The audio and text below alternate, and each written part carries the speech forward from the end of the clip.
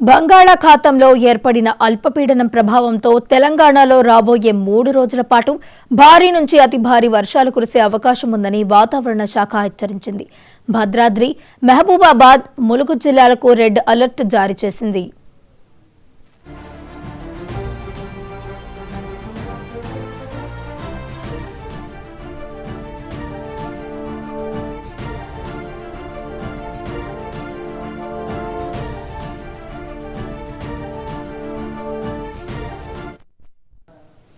అలాగే భూపాలపల్లి, ఆదిలాబాద్, హన్మకొండ, వరంగల్, కామారెడ్డి, ఖమ్మం, కొమరంభీం, నిర్మల్, మంచిర్యాల, సంగారెడ్డి, మెదక్, వికారాబాద్, సూర్యాపేట జిల్లాలో భారీ వర్షాలు కురుస్తాయని అధికారులు తెలిపారు.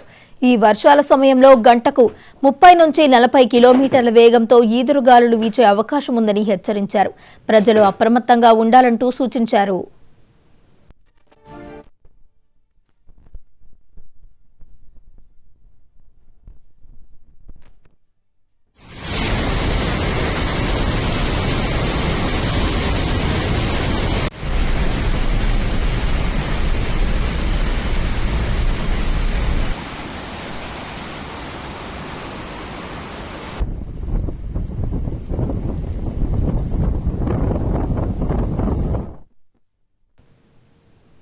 బంగాళాఖాతంలో ఏర్పడిన అల్పపీడనం ప్రభావంతో తెలంగాణలో రాబోయే 3 రోజుల పాటు భారీ నుంచి అతి భారీ వర్షాలు కురిసే అవకాశం ఉందంటూ కూడా వాతావరణ శాఖ ఇప్పటికే హెచ్చరికలు జారీ చేయడం జరిగింది. భద్రాద్రి, మహబూబాబాద్, ములుగు జిల్లాలకు ఇప్పటికే కూడా రెడ్ అలర్ట్ అనేది జారీ చేశారు. ఇక ఇదే అంశానికి సంబంధించి మరింత సమాచారాన్ని మా ప్రతినిధి రామ్ నరేష్ అందించడానికి సిద్ధంగా ఉన్నారు. రామ్ నరేష్, చెప్పండి. వైష్ణవి, బంగాళాఖాతంలో ఏర్పడిన వాయుగుండ ప్రభావంతో ఇప్పటికే తెలంగాణ వ్యాప్తంగా భారీ వర్షాలు కురుస్తున్నాయి. 10 రోజులుగా ఎడతెరపు లేకుండా వర్షాలు కురుస్తున్నాయి.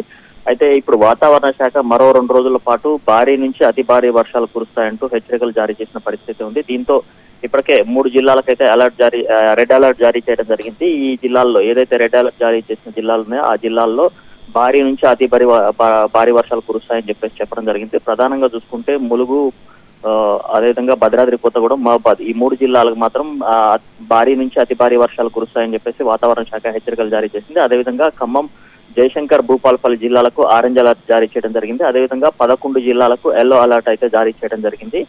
మొత్తంగా చూసుకుంటే ఇప్పటికే దాదాపు 10 రోజుల నుంచి ఎడతెరపు లేకుండా వర్షాలు కురుస్తున్నాయి. ఇప్పుడు వాతావరణ శాఖ జారీ చేసిన హెచ్చరికల నేపథ్యంలో ఈ రోజు, రేపు భారీ నుంచి అతి భారీ వర్షాలు కురుస్తాయి కొన్ని జిల్లాల్లో. అదేవిధంగా మరికొన్ని జిల్లాల్లో తేలికపాటి నుంచి మోస్తారు వర్షాలు కురుస్తాయని హెచ్చరికలు జారీ చేసింది. ఇప్పటికే భారీ వర్షాలు కురుస్తున్న నేపథ్యంలో వాగులు, వంకలు పొంగి ప్రవహిస్తున్న పరిస్థితి. మరోవైపు ప్రాజెక్టులన్నీ కూడా నిండుకుండలా మారుతున్న పరిస్థితి ఉందని చెప్పుకోవచ్చు. దీంతో వాతావరణ శాఖ హెచ్చరికల నేపథ్యంలో ఇటు ప్రభుత్వ యంత్రాంగం కూడా అప్రమత్తమైంది. ఇప్పటికే పలు జిల్లాల్లో భారీ వర్షాలు కురుస్తున్న నేపథ్యంలో ఆయా ప్రాంతాలు, అంటే లోతట్టు ప్రాంతాలు ఏవైతున్నా అన్ని కూడా ముప్పుకు గురవుతున్న పరిస్థితి ఉంది. మరోవైపు ప్రాజెక్టుల వద్ద కూడా ఎప్పటికప్పుడు అప్రమత్తత ప్రకటిస్తూ, అంటే ఎఫ్టీఎల్ లెవెల్కి రాగానే అక్కడ ఉన్న నీటిని దిగువకు విడుదల చేస్తున్న పరిస్థితి. దీంతో లోతట్టు ప్రాంతాలు ఏవైతున్నా అక్కడ మొత్తం కూడా అప్రమత్తం చేస్తున్న పరిస్థితి ఉందని చెప్పుకోవచ్చు. మరోవైపు వాతావరణ శాఖ కొద్దిసేపటి క్రితం మరొక హెచ్చరిక అయితే జారీ చేసింది.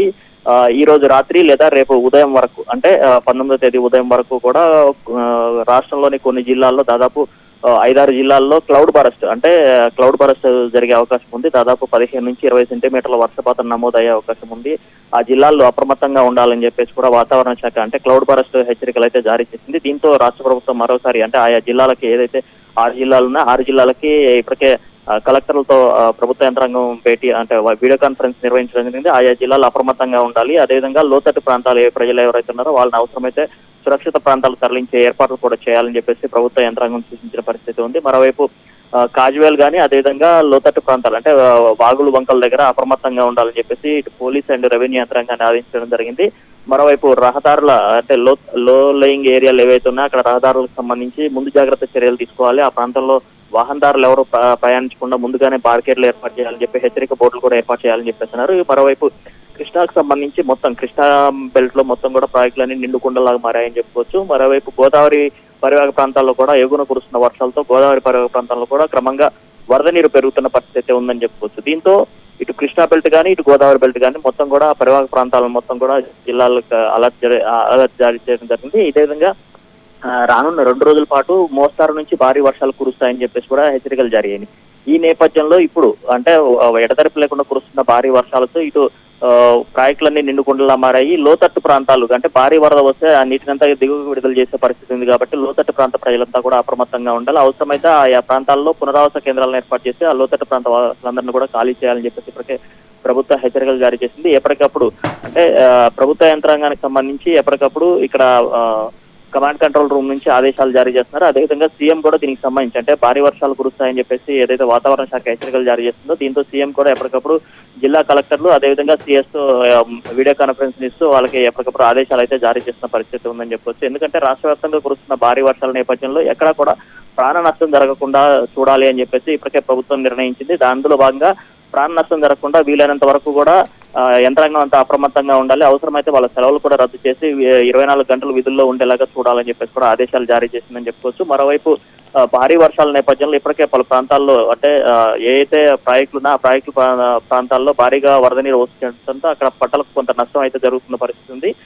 దీంతో ఆయా ప్రాంత ప్రజలు మాత్రం అంటే రైతులు మాత్రం తీవ్ర ఇబ్బంది పడుతున్న పరిస్థితి ఉందని చెప్పుకోవచ్చు. మరోవైపు ప్రాజెక్టులు నిండుకుండల మాటతో రైతులు అంటే పంటలు వేసుకునే సమయంలో ప్రాజెక్టులని నిండుకుండల మాటతో హర్షం వ్యక్తం చేస్తున్న పరిస్థితి కూడా ఉందని చెప్పుకోవచ్చు. దీంతో ఇటు రాష్ట్రంలో కురుస్తున్న భారీ వర్షాలు మరొక 2 రోజుల పాటు కురుస్తాయి అని చెప్పేసి వాతావరణ శాఖ హెచ్చరికలు జారీ చేసింది. అదేవిధంగా బంగాళాఖాతంలో ఈ నెల 24వ తేదీ వరకు మరొక వాయుగుండం కూడా అల్పపీడనం కూడా ఏర్పడే అవకాశం ఉంది. అది క్రమంగా బలపడే వాయుగుండంగా మారే అవకాశం ఉందంటూ కూడా వాతావరణ శాఖ హెచ్చరికలు జారీ చేసింది. అయితే ఈ నేపథ్యంలోనే మరొక వారం రోజుల పాటు కూడా వర్షాలు కంటిన్యూ అవుతాయంటూ కూడా వాతావరణ శాఖ హెచ్చరికలు జారీ చేసింది. దీంతో ఇప్పుడు అంటే దాదాపు ఇప్పటికే 10 రోజుల నుంచి వర్షాలు కురుస్తున్నాయి. మరొక వారం రోజులు కూడా వర్షాలు కురుస్తాయని చెప్తున్న నేపథ్యంలో రెవెన్యూ కానీ ఇటు పోలీస్ యంత్రాంగం కానీ ఇటు వైద్య ఆరోగ్య శాఖకు సంబంధించి కూడా అంత అప్రమత్తం అవసరపడుతుంది. ఎందుకంటే వర్షాలు కురుస్తున్న నేపథ్యంలో సీజనల్ వ్యాధులు ప్రబలే అవకాశం ఉంది. ఏజెన్సీ ఏరియాలో ప్రధానంగా సీజనల్ వ్యాధులు ఎక్కువగా ప్రబలే అవకాశం ఉంది కాబట్టి వీటికి సంబంధించి ఇప్పటికే వైద్య ఆరోగ్య శాఖ అప్రమత్తం చేయడం జరిగింది. దీనికి సంబంధించి వైద్య ఆరోగ్య శాఖ మంత్రి దామోదర్ రాజనరసింహ హెల్త్ కు సంబంధించిన డిపార్ట్మెంట్ అందరితో కూడా రివ్యూ నిర్వహించడం జరిగింది. అవసరమైన మందులు కానీ అదేవిధంగా బఫర్ స్టాక్స్ అంటే మందులు ఏజెన్సీ ప్రాంతంలో బఫర్ స్టాక్స్ ఏర్పాటు చేసుకోవాలని కూడా సూచించడం జరిగింది. అదేవిధంగా రైతులకు సంబంధించి యూరియా కొరత కొంత ఎక్కువగా ఉంది కాబట్టి దీనికి సంబంధించి సప్లై ఎక్కడ ఇబ్బంది లేకుండా ఉండాలని చెప్పి కూడా వ్యవసాయ శాఖ మంత్రి నిన్న రివ్యూ నిర్వహించడం జరిగింది. ఇట్లా మొత్తంగా చూసుకుంటే ఆయా శాఖలకు సంబంధించి మంత్రులు ఎప్పటికప్పుడు రివ్యూ చేస్తున్న పరిస్థితి ఉంది. ప్రాజెక్టులకు సంబంధించి భారీగా వర్ధ నీరు చేస్తుందో ఆ ప్రాజెక్టులకు సంబంధించి అక్కడ ఇరిగేషన్ శాఖ అధికారులంతా కూడా అప్రమత్తంగా ఉండాలి. ఎక్కడా కూడా అంటే ఇప్పటికీ కొన్ని ప్రాజెక్టులకు సంబంధించి ప్రచారం జరుగుతుంది. అంటే ఆ ప్రాజెక్టులు డేంజర్ బెల్ అక్కడ ఉన్న పరిస్థితులు అంటే గేట్ల దగ్గర ఉన్న పరిస్థితులు సరిగా లేవు అంటూ కూడా డేంజర్ బెల్స్ మోగిస్తున్నాయంటూ కూడా వార్తలు వస్తున్నాయి. ఈ నేపథ్యంలో అక్కడ ముందు జాగ్రత్త చర్యలు తీసుకోవాలని చెప్పేసి అవసరమైతే వాటికి మరమ్మతుల కోసం నిధులు భారీగా విడుదల చేస్తామంటూ కూడా ప్రభుత్వం ఇప్పటికే చెప్పడం జరిగింది. అటు సింగూరు ప్రాజెక్టు కానీ కడియం ప్రాజెక్టు కానీ వీటన్నిటికి సంబంధించి ఎప్పటికప్పుడు మానిటరింగ్ చేస్తున్న పరిస్థితి ఉందని చెప్పుకోవచ్చు. Right, thank you Ram Naresh.